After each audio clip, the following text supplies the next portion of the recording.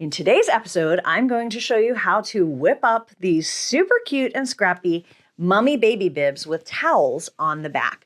When you sew it together, it's going to look like this, but then you put it through the wash and it frays and it looks amazingly mummified. Before we dive into the tutorial, I want to show you a couple different stages. So this is what the bib looks like right after you sew it. So you're going to sew not too close to the edges so that there's room for fraying. And this one, I just got out of the wash. Look at how it just looks like used gauze. Now, just to warn you, there will be some bigger sections. So you're just going to cut those off, and it is better than I anticipated. It's also very important to pre-wash your fabric and pre-wash the towel that you use on the back because, as you know, bibs go through the laundry a lot. So you want to make sure everything's pre-shrunk, and then you're just going to run it through again to get this fun frayed edge on the mummy eyes and the mummy gauze. Let's start by talking about what we need for this sweet little mummy baby bib. The first thing you need is white fabric. I'm going to be working from a 1/4 yard. I won't need all of it. You're going to need the template. There will be a link below this video to get that. You're going to print 2 pages, and then you're going to cut them apart and tape them together to make the template. When you print them, make sure that that 1-inch square is actually 1 inch so that you're getting the correct size for your bib. And I've set this design up to be about a 6 to 12-month-old size, because that's going to work with most babies for Halloween. If you want something very specific to the size that you like, just make a template from a bib whose size you love. Then, because we're going to be sewing a lot of strips of fabric onto the base of our bib, I'm going to be adding a light interfacing, and I'm using this Pellon 845 Designer's Light Interfacing. It works great just to stabilize this fabric as we sew other things on. Next, we need a kitchen towel. This is just one that I got at Walmart. I think it was a 3-pack. It works great. I like using towels on the back of baby bibs because then you can flip it and it's a bit more absorbent than just a cotton fabric is going to be. Then another one of my favorites, I'm going to be using this heat erasable pen. Then we're going to get a little scrap of fabric. We're going to cut 2 black eyes, about 1 inch circle, or you can just wing it and do whatever shape you want. Black and white thread, rotary cutter, ruler. We're going to need some fabric scissors. Oh, these are my fabric scissors.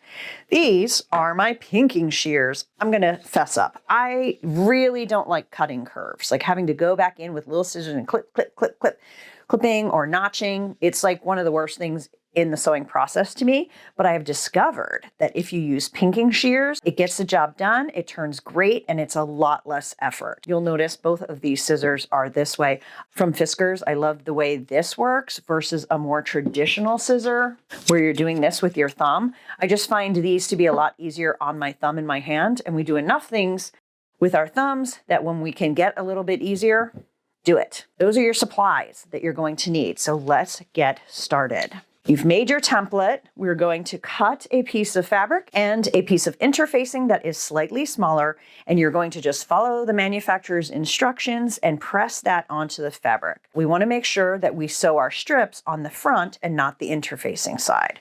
So we're going to fold this in half. Don't press it, just kind of make sure it's folded so that you can place your pattern on the fold there.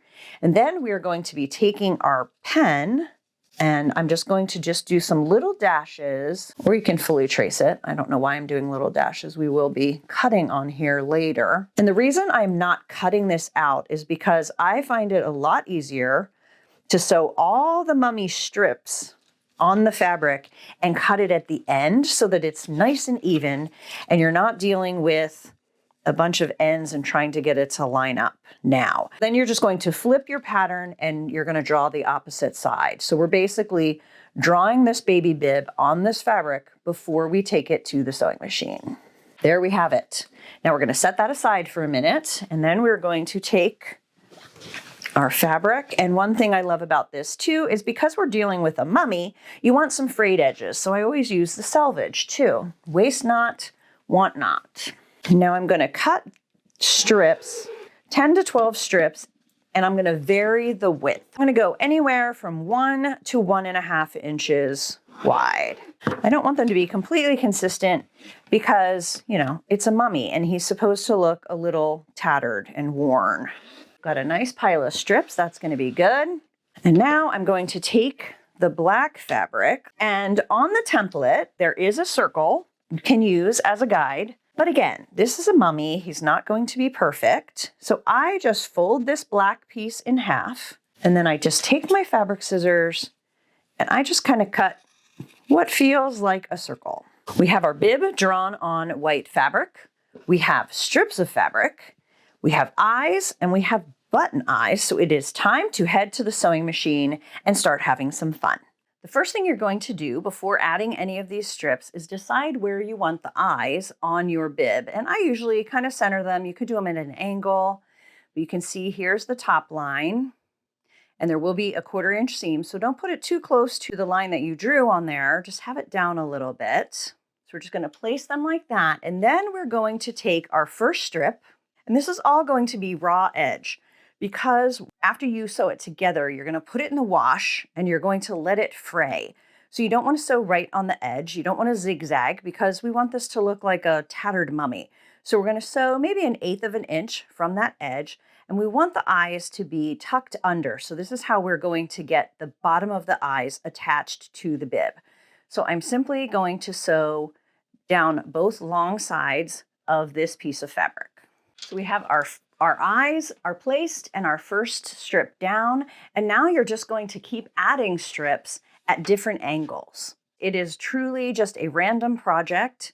You're going to just keep sewing these on. I usually sew them to about here. I don't sew them all the way up to the top, because then it gets a little bit thick for attaching it. Once you get a few strips on, you're going to want to put one that's going to go behind the eyes. So you can pin these back, but what I usually do is I just place my strip, and then I will just pull it back with my finger as I get to it.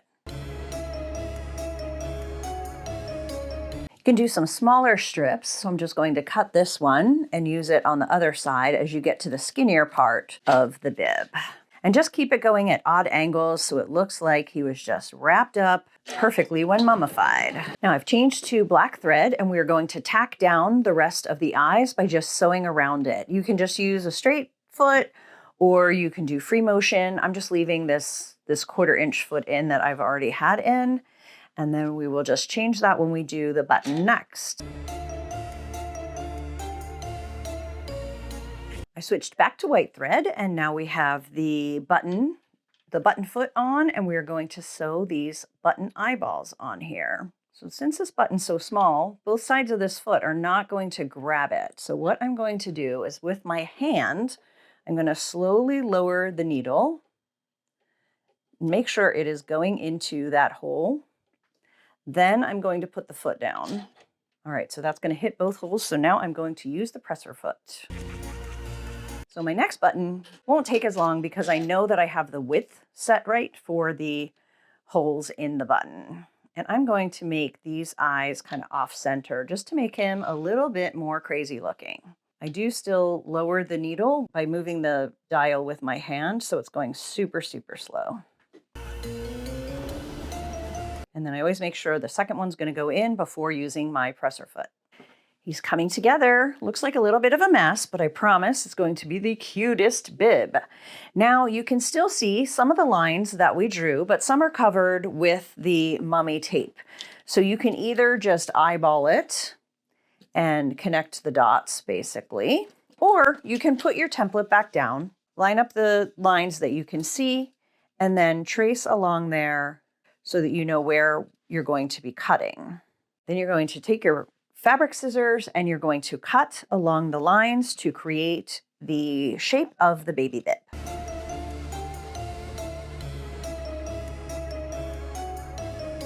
We're going to set this aside for a minute, and we're going to open up our towel. Make sure you have pre-washed everything so that it will have shrunk, because bibs get washed a lot. Now we're going to place our mummy face down on the towel. I'm going to trim the towel so there's not a lot of extra on the ends, but I'm not going to cut it to size. Now we're going to pin the bib down, and then we're going to sew around with a 1/4 inch seam before we cut this.